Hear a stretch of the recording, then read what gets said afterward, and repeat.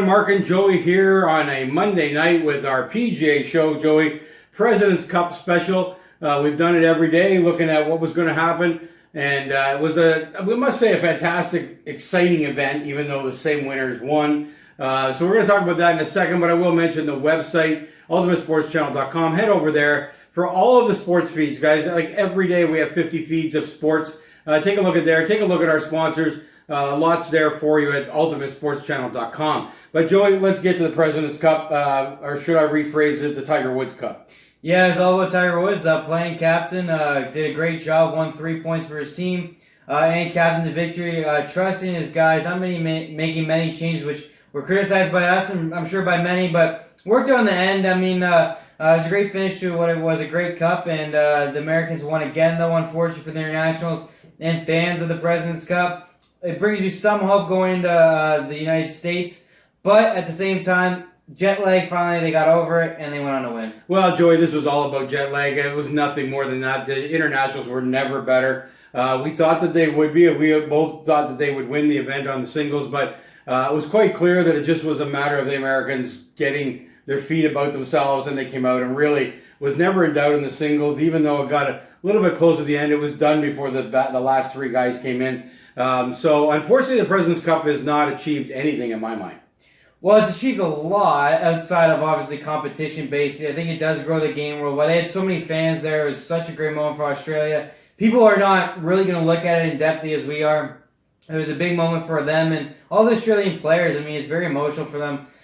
We are kind of jaded, obviously, being more kind of, in the golf world ourselves, right. And we understand what was probably going on with the American team.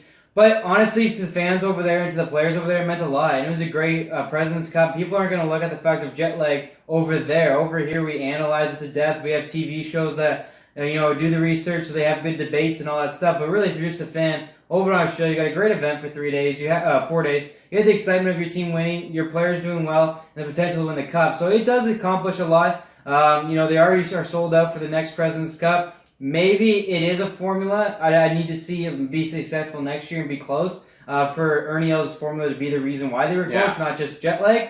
That's always a possibility, but I think there's still a long way to go for the international teams to be competitive. I thought they took a good stride here, should have some confidence, although losing the singles the way they did, pretty much not really in many of the matches, unfortunately.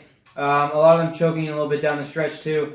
Just showed why the Americans have like 40 wins, and if you include Tiger, they have like 100 and gazillion wins. But in the international, whole team combined has like 4. So. Well, and the leader of the team, we talked about it, predicted it, that Scott would be a choke. He was, which is sad to see. And this may be his last one. Who knows? You think he's up in the little early 40s? He's the highest ranked world player on that team, though, so I doubt he'll be going anywhere soon. Yeah, unfortunately. He actually looks like he'll probably have a good year. I mean, he's hitting the ball just as good as before. He doesn't battle injuries. But he needs that 8-foot hole that they started playing on some golf courses to help him out. Listen, here's what I think. They've got to do something about the format. They've got to figure out a way to have the international team at least be competitive. I mean, the whole American team's inside the top 20 in the world. They didn't have, maybe Adam Scott was the only one inside the top 20 on the international team. This is a non-competition. They got away with it this year because the Americans were exhausted early on. They had the Patrick Reed controversy that took their mind off their game a little bit. I think this is just, it's a non-event. I'm thinking something like the FedEx Cup. I think they need to come up with some kind of standings situation where that helps, or come up with games that are not like Ryder Cup, maybe games that would set up the international team to be better at. But I'm starting to think in the singles match, why not something like FedEx Cup? The biggest purse in the world restructured itself to be more competitive. Why not the President's Cup? They just don't have to. I mean, they're going to get fans. They got golf courses all the way to 2038. They got tickets selling already for that year. It's a popular. But can't we think about competition? I know they're selling it out. Whatever, great. But can't we talk about this not being a farce? I mean, that's it's not about competition. Never was. I mean, remember when Jack Nicklaus and Gary Player decided to make it ties? Because Gary Player's, in fact, it has nothing to do with competition. But growing the game of golf, this is one of those events that. Oh well, they don't keep score. Excuse me. I didn't know it was just about growing the game of golf. Then have them all go over there, play exhibition matches, and grow the game of golf. They keep score. That makes it competitive, and they got to do something about it. It's crap. It's not worth watching. Why? Every time over in the international world, there's close matches, you're trying to compare it to the Ryder Cup. Ryder Cup is years. By the way, Ryder Cup was no good until they allowed Ireland in it either. So maybe you can expand it more. But honestly, There's nothing that needs to be done. It's competitive anytime it's over there. They've not lost by more than 2 points when it's over in an international country. In America, they get slaughtered. It's the way it is. It's because they're not used to it. But at the end of the day, it accomplishes a lot of good goals the PGA Tour has in mind. And if you think about the greater part of the game, this expands the game of golf. This is big television coverage. It's big for the players that played in it. And Americans, honestly, are good about it. They play hard. They want to win. You saw the excitement. They don't treat it like a joke. I see nothing wrong with the event. When they come to America, they're going to get slaughtered. I don't know how to fix that. Maybe you let the internationals always decide how to set up the golf course. That's clearly a huge advantage. When they get to the Americas, they always make it wide open because they all average over 300. The internationals do not. But I'm okay with that. You're starting to go down my path. Something has to change. Well, then that's something I would change. I just wouldn't take away the event because as I've watched more and more and kind of been in the world of golf, you hear these players talk about it. It's important, and Gary Player emphatically emphasized the importance of the event and to allow worldwide. As soon as you start putting in these world ranking situations, these guys aren't playing, and these are the countries that need the game to grow. The players that are all at the top of the world, their countries play golf. That's why they're at the top of the world. It's expected. So once you start making a world ranking thing, you're going to miss out on someone like Chile, which apparently had tons of... They had parties to watch Joaquin Niemann play. Mexico had thousands of people... I think you're missing my point.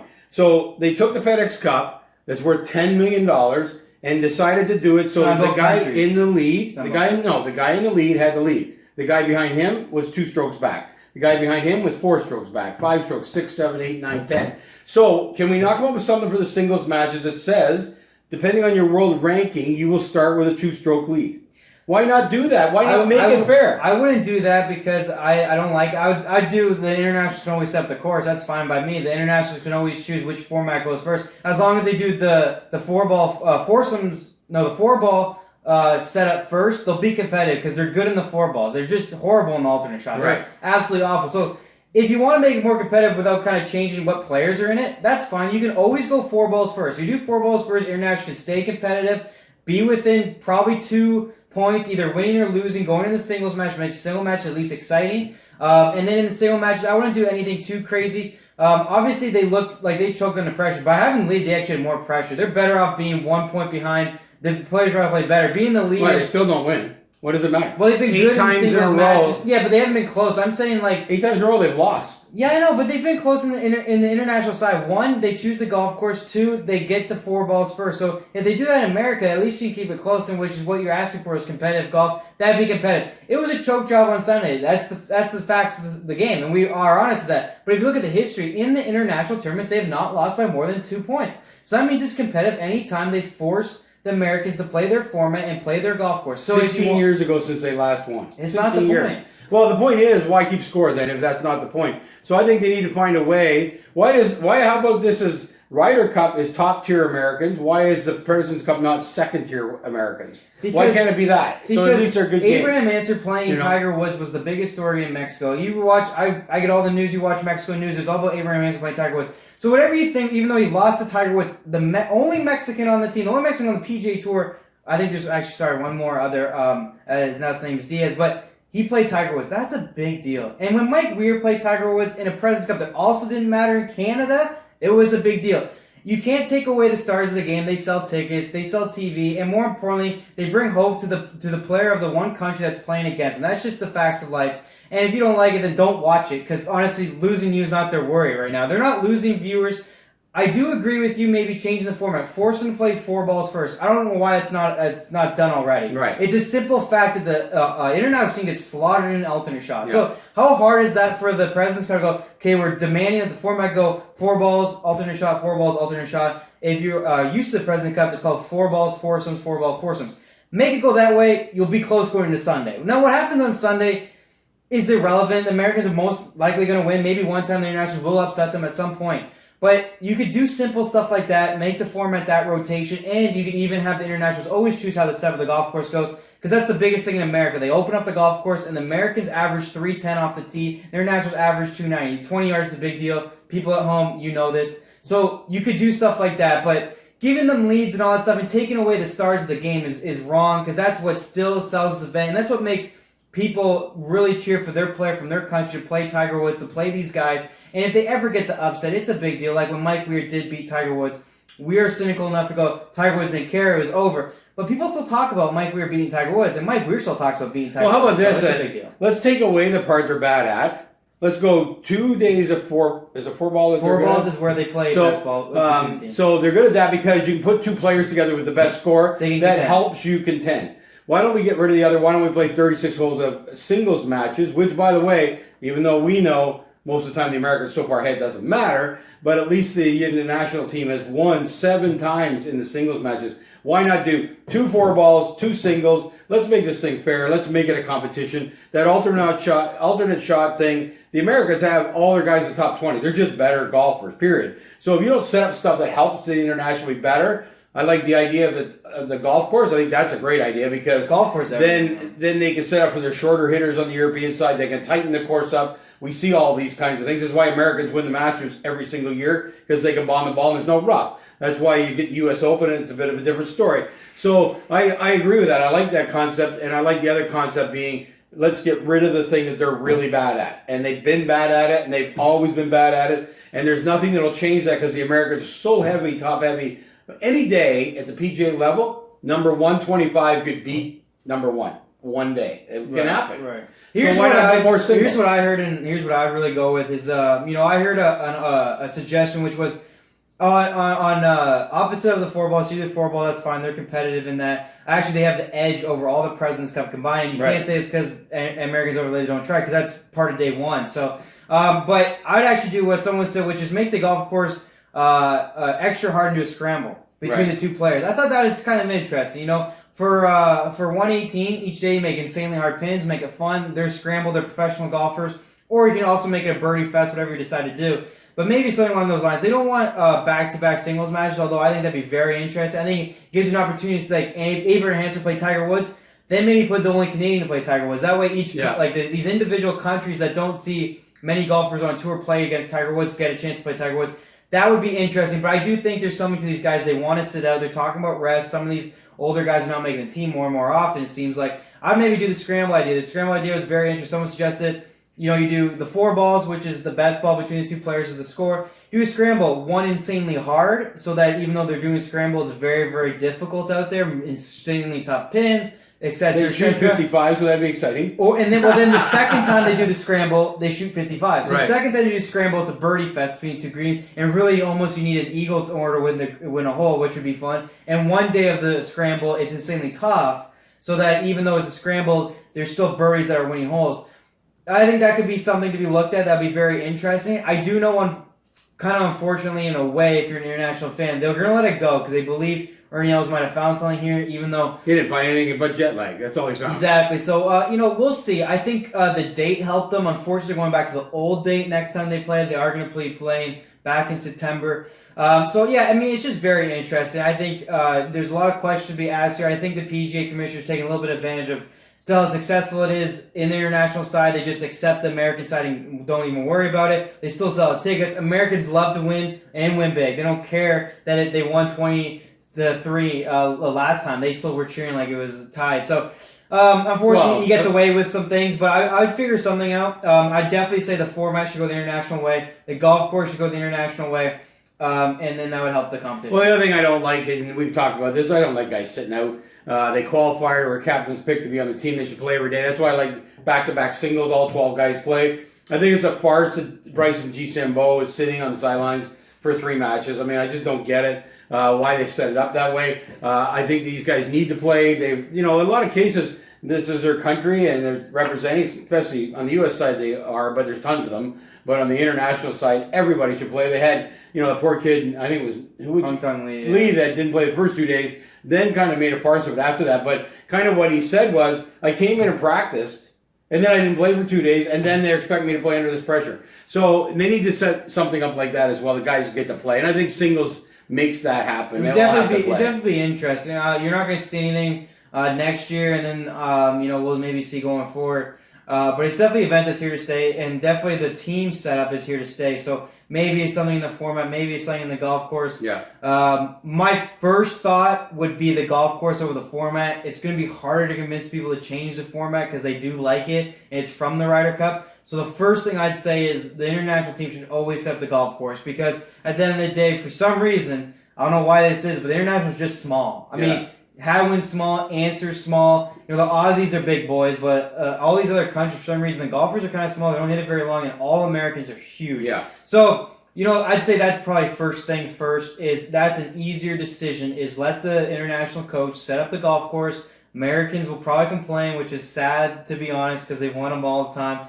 But the only other option is allowing ringers, but again, they're just worried about kicking someone out who's important. I mean, even if you allow 2 ringers, like Rory and somebody, that might kick out. But they're not even international guys. They're Ryder Cup guys. So I'd say first things first is just let the international set up the golf course.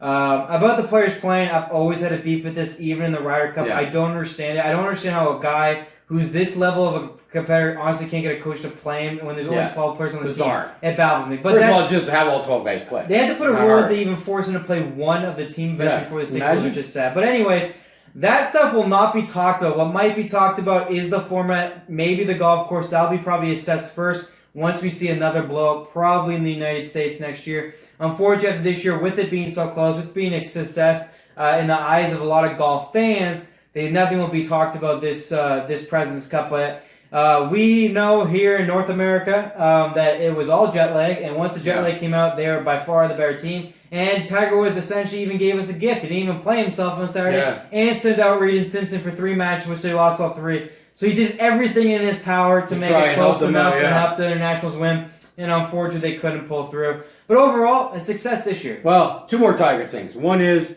it's amazing. 43 years old. That he goes 3-0, and literally if he played, probably could have gone 5-0. He looks in such great shape. I think we got to look at another year. And those guys out on the golf course have got to think, what? 43-year-old man still likely to have the most wins this coming season. Probably. If he's not hurt, he'll win the Masters like going away. I mean, he's hitting the ball so beautifully and back to putting the way he was. So it's going to be really hard to beat him. Honestly, Tiger Woods of old. It's hard to believe he's been able to channel this in. But it's crazy. His swing looks the best I've ever seen. And honestly, if he's healthy, he will win a major this year. I guarantee, and he will win a best. Well, he'll win the Masters. He'll be rested. It's his kind of golf course. He'll win that for sure. I mean, obviously, U.S. Open's tough, PGA, and they're also 1 month apart. Right? I know.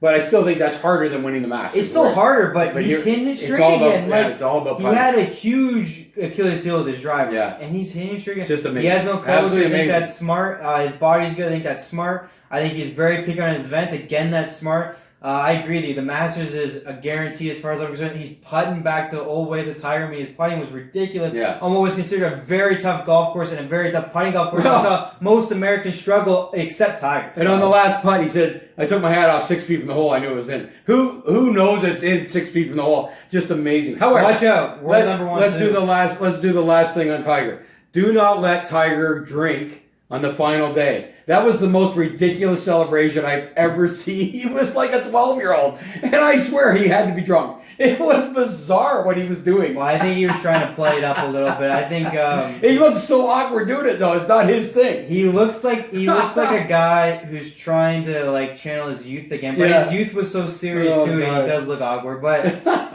he's allowed to. I swear he was drinking. He was getting some of that Mike's Hard Lemonade around the course or something. That looked so funny. And even the guys looked awkward celebrating with them because they don't get that as Tiger Woods. So anyway, there you go. President's Cup was at least exciting. Got down to probably the last couple of matches. Had chances. There was some hope there. Some great comebacks.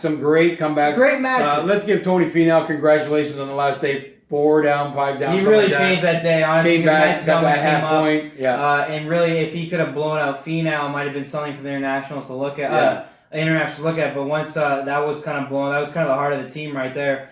And it was tough, and and Patrick Reed up 6, down to up 2. That was a great comeback, but then he held on, got through it. I don't usually say congratulations to guys that are such a pain in the ass that he is, but I must say there was a lot of pressure. His caddy being suspended, I don't know if everybody knows that, but his caddy was not allowed to play to caddy yesterday. Got his golf coach to do it. Obviously, he's very comfortable with his golf coach because he played amazing. But, I like to see people come out of that. We all get second chances, and it was tough for him to go through that. The fans were tough on him. Really tough enough that his caddy got into not quite fisticuffs, but anyway, he had to sit. It's his fourth chance. So he's had lots of that. But anyway, it's amazing that he could block that out and go and play as well as he did. I really didn't think it would happen. We both picked his competitor to beat him, and he went out there and played some amazing golf. So good for him. He got that done. Some of the other matches that were just amazing comebacks.